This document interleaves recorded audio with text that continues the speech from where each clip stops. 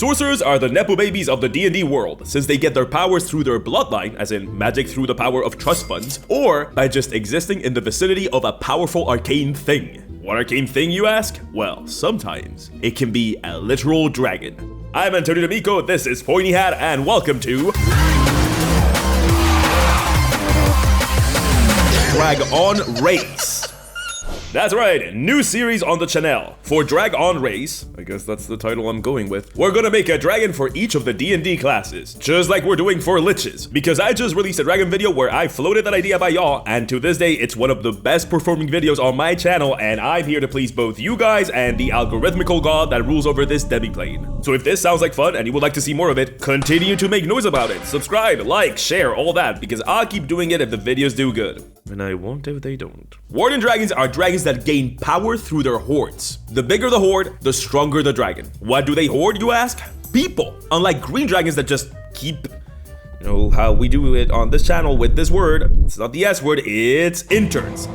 Unlike green dragons that keep interns against their will, a warden dragon's power is intrinsically tied to their horde. And not just their power, but also what type of warden dragon they are. Some warden dragon hoard arcane practitioners, some hoard armies, some hoard religious believers. And this is what distinguishes one dragon from another. Magus dragons hoard wizards, and their appearance, stats, abilities, and lore reflects this. Warden dragons are so tied to their hordes of people that they literally gain power from them, instead of leveling up Final Fantasy style by how old they are? Like normal dragons, warden dragons become more powerful the more their horde grows. They are so tied to the people that form their horde that the only way they can continue to live is through their horde. When a warden dragon grows too old or just feels the need to pass on to, I don't know, Dragon Heaven, they'll pass along their essence to a member of their horde, called a prince. That person will then transform into a warden dragon as the old warden dragon dies and the cycle continues. So those are warden dragons in a nutshell. Why do I think this fixes my issues with dragons? Well, warden dragons are inherently social and by design big players in the worlds they inhabit, so DMs can easily tie them to major plots. You got a big evil organization as your big bad? What if the big boss of your big bad organization was a big bad dragon? No, stop it. Stop it with the bad dragon joke. We have a full series on this now. We can't do this every video. Stop.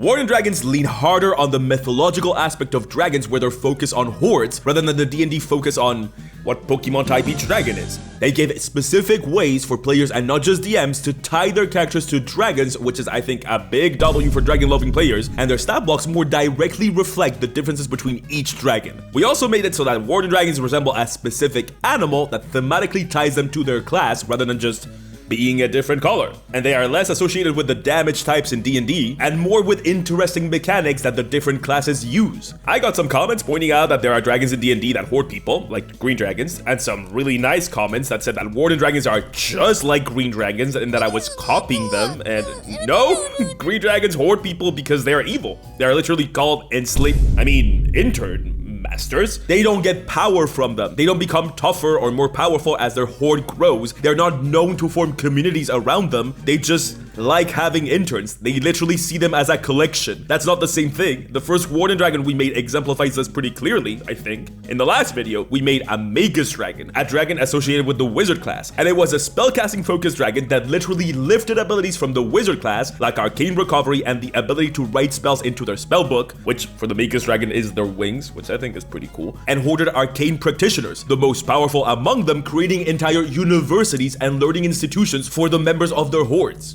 But before we move on to create our second dragon, I don't want to just glaze past official dragons. I want to give them their first shot. So I thought that with each of these dragon videos in this brand baby spanking new Dragon Race series, we will look at one specific official dragon. But before we do, we gotta have a world to plot these dragons in. Warden, or metallic, or chromatic, or other. And there's a tool for this. It's said to be the very first thing that was ever forged, because to forge anything at all, you need an anvil first. The very first anvil of legend was forged using dragonfire to heat the cosmic essence it's made of, and it was molded by the strikes of draconic claws.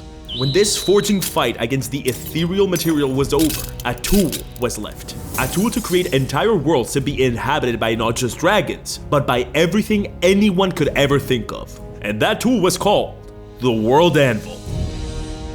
and now it's yours to use through the mystical magical power of the internet. That's right, through your good old browser, you can access World Anvil to create and keep track, important feature here, keep track of everything you create for your fantasy world. Whether you are writing a novel or running a D&D campaign in your own setting, World Anvil is not just a piece of software, but a tool to enhance the game mastering experience. World Anvil has all the tools that you will ever need or want to create and organize your worlds and games. It's an entire toolset at your disposal. I'm talking article templates and management, timelines, interactive maps, and character management. That's right, this is not just for DMs, but for players too. So if all of this sounds enticing, I got a code for you. You can use World Anvil for free, but if you want to access what their annual membership offers you, you can use code POINTYHAT for 51% off of any premium subscription. That's code POINTYHAT for 51% off, which is a whole lot. And thank you World Anvil for sponsoring this video. And now that's done, so let's get back into dissecting D&D Dragons and going into a lot of detail. Yep. Oh boy. But that's a lot of work, and in this new year, I have decided to be kind to myself and prioritize my well-being and my comfort and strive towards a better work-life balance. Which is why I'm having my familiar do it for me! Familiar! Dragon Primer, now! Coming! Alright, let's get this over with. Green Dragons. We've talked a bunch about them in this video, so let's start with them. Green Dragons are the stinky members of the Chromatica dragon family. Nobody wants to sit next to them at the family gatherings, and that's not only because their breath weapon is literally poisonous gas, but because they just sound particularly awful, even for the bad dragons. Stop it! Green Dragons are described as both not particularly smart for dragon standards, and also really cunning and sly, so have fun picking between those two, I guess. They are part of the Gaslight Gatekeep Girlboss family of dragons, in that instead of going full magical Godzilla, they lie and trick people that could potentially give them trouble, and then they go full magical Godzilla once those that they tricked into their MLM schemes come looking for blood. Their flavor of the day is poison, with a side of swamp, as that's where they like to hang out. They are also kinda sorta maybe plant themed, as they are described in their lore to be able to exert some power over plants, but this is, say it with me now, not reflected in their stat block. They get the same lair actions as any other dragon. Or at least that's the case for SRD dragons. Maybe Fizbin has added something to the vanilla version. I wouldn't know. We still don't have that book. Oh, pledge to our Patreon. We don't have a Patreon. Oh. Right. A fun tidbit personality-wise for these guys is that they are canonically crude. Green dragons are said to be crass, like with other dragons. Like they curse like sailors or something. My favorite swear words is bollocks and Need roleplay detail to implement there if you decide to use these stinky boys, or girls rather, since female green dragons are apparently bigger, tougher, and ruder than males. Ecology time. Apparently, green dragons are the only chromatic dragon with strong maternal instincts, and a pair of green dragons will incubate their egg together and raise it until it's ready to leave the nest, which in dragon years means when it's 50, just like in human years nowadays. They will actually fight to the death to protect their young, which is basically unheard of in chromatic dragons, so good for them. See, there's some good in all of us, if we ignore alignment, which we should. Always. For their hordes, green dragons are a middle-aged granola lady at the Renaissance Fair coded, which means they enjoy amassing impossible quantities of wooden knickknacks and rare plants, as well as just boring old treasure for the adventurer loot tax. They apparently have an artistic side to them, and that extends to their favorite thing to hoard: people. That's right, just like we talked about before, it's yet another intern-loving monster. We needed more of those. Green dragons collect people. The word collect does not particularly imply consent, and that implication is correct. Most people that find themselves in the horde of the green dragon did not find themselves there willingly. They like to hoard famous people specifically, making them the official cloud-chasing dragon of the draconic family. And it's not said exactly what green dragons do with the people in their hordes, so I'm assuming they're there for the dragon to, I don't know, look at as they sit there and be miserable. Sounds familiar. Okay, that's enough whinging from you. Back to me. So we've talked warden dragons, we've talked green dragons, and that's all well and good. So how about we make a Sorcerer Dragon? When I started my world-renowned, award-winning series, in my head, Witch Lich, the second Lich we made was a Sorcerer Lich, the Hierarch. So how about we start there? Sorcerers, like I said in the intro, are known for their Nepo baby status, most often because they get their power through their bloodline, but it doesn't have to be that way. Weirdly enough, similarly to warlocks, a sorcerer's power can be given to them, or, uniquely to the sorcerer, acquired just by being in general proximity of something magical, like arcane radiation poisoning. See? It says so right there, in D&D Beyond. Magical birthright, but also otherworldly influence and exposure to Cosmic forces, whatever that is. The main difference between a warlock and a sorcerer is that the warlock chooses to go into a pact, whereas the sorcerer just becomes one whether they like it or not. Since the Hierarch was all about exploring the bloodline aspect of sorcery, how about for our dragon, we explore the other aspect of sorcery, magic as a gift or as exposure from an otherworldly entity? And what if that entity was a dragon? Since Warden Dragons are all about community and hordes, we need to make the community that our Sorcerer Dragon creates tied to sorcery intrinsically. Hear me out, mafias. Out of all the Warden Dragons, Archon Dragons seek to form the most close-knit communities among their hordes, where horde mates and dragons share the strongest and most personal bonds. But this does not mean that Archon Dragons are above evil. A young Archon Dragon will seek out horde mates among those that have traditionally been rejected by society. Archon Dragons specifically look for those that are desperate for community and endeavor to make their horde just that. Paradoxically, Archon Dragons are not interested in sorcerers, as a sorcerer already has intrinsic magical power coursing through their veins, and what an Archon Dragon offers, other than community, is power. Archon Dragons look for the powerless and the destitute and give them a power of their own. The dragons are magical batteries, and those that join their horde will start to develop sorcerer's powers just by being in proximity to the Archon. The combination of finally having a community to call their own and access to a power they never had often makes the members of an Archon Dragon's horde incredibly loyal to the horde and the dragon that leads it. This is an incredibly powerful combination, and, in the claws of the wrong dragon, a deadly one. An Archon Dragon's horde is often called a syndicate, although some just refer to it as a family, despite not sharing an actual familial bond. Because Archon Dragons deliberately target people ostracized by society, syndicates that grow powerful and large enough often take over the criminal underbellies of cities, with all members of the Horde having access to not just the connections that the Horde affords, but literal sorcerer's powers. High-ranking members of a syndicate have access to even more of that power, as the Archon Dragon can choose to deliberately bestow more sorcerer's power to those close to them and high in the hierarchy as the dragon grows in power. An Archon Dragon's prince, the one that will one day receive the Archon Dragon's essence and become a dragon themselves, is the one that has shown the most unwavering loyalty to the syndicate. However, the implied threat here is obvious. Members of a syndicate horde know all too well that everything they have acquired is because of the connections and the power that their dragon leader has granted them. And what one hand gives, the other can take away. Those that leave the syndicate, or worse, betray it, find that their sorcerer's powers were never truly theirs, as the dragon can simply take them away.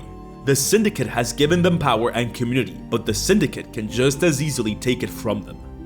But it'll be a mistake to assume that all Archon Dragons create their hordes with evil intent in mind.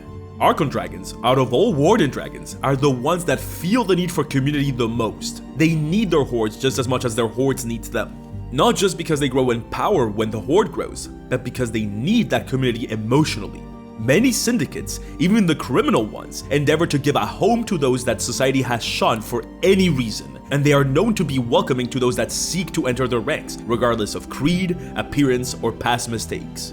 There's even quite a few documented cases of Archon Dragons establishing themselves in orphanages and even leper colonies, taking care of their horde mates, and protecting them from an outside world that has failed them when they needed it most. Which is why Archon Dragons are also referred to as nanny dragons.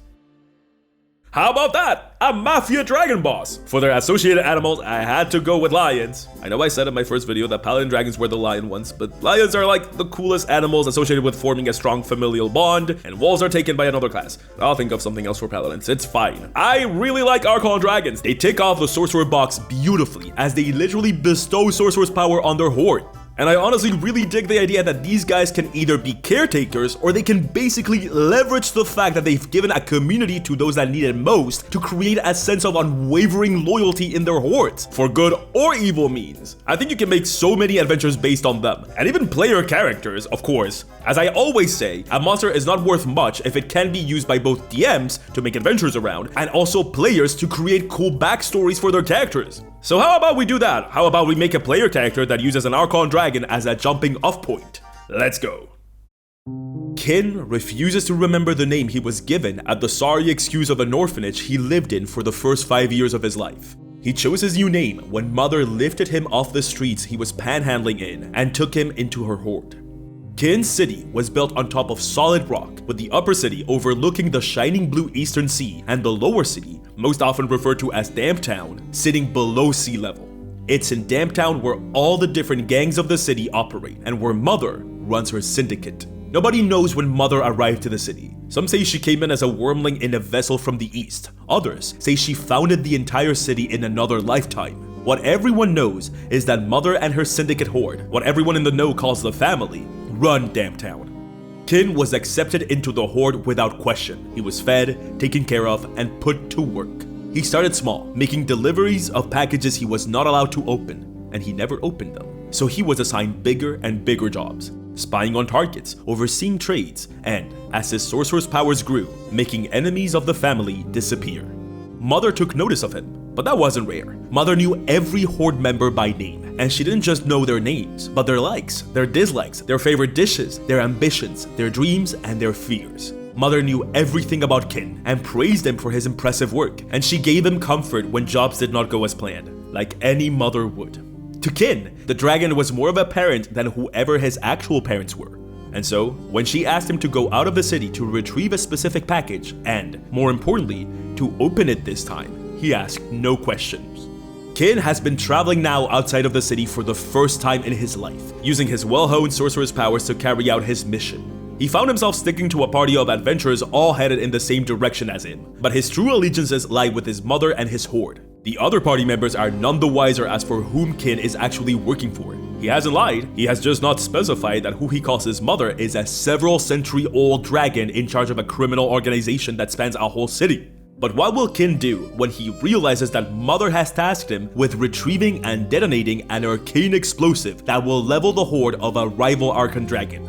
Hundreds, perhaps thousands dead at Kin's hands. Many of them, just like him, outcasts rejected from society that found home and community under the wing of a dragon. Will he go against Mother's wishes?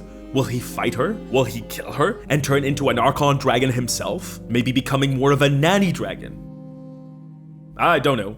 You do, if you decide to play him, or make your own character inspired by him. But what about an adventure based on Archon dragons? How can you integrate them in your game if you're not making a character based on them? Well, with Kin, we explored the mafia aspect that Archon dragons can bring to a game. How about we explore the kinder side, but with a twist.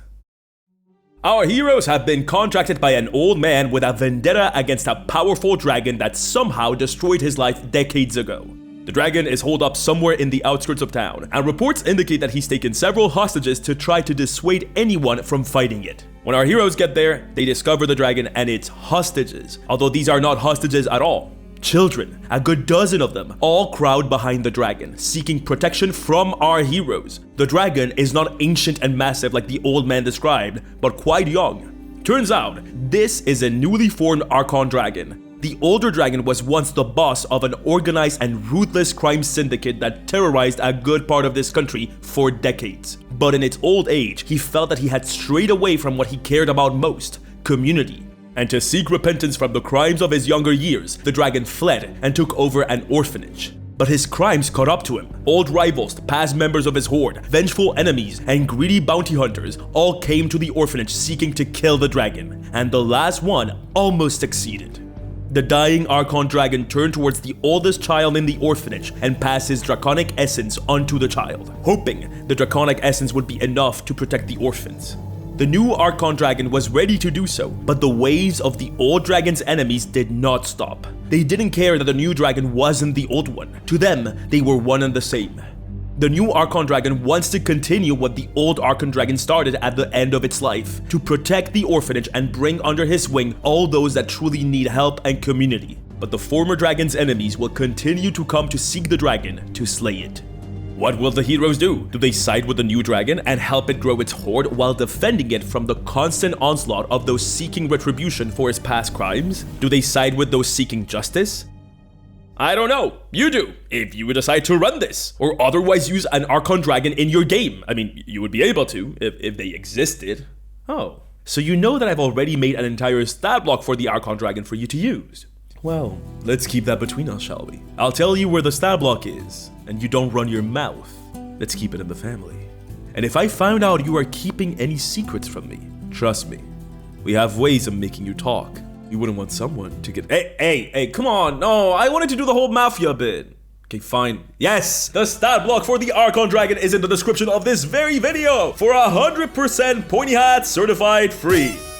But what if what you seek is not a sorcerer-themed dragon, but you still want some of that sorcerer-themed flavor? Well, how about a sorcerer-themed lich? To this day, the monster I get the most compliments on. Thank you guys. But what if you want to run a whole dungeon instead of a dragon syndicate? Well, here's a video on how to make your own dungeons. Okay, thank you for watching, and see y'all in this brand new year. Bye-bye! Mwah!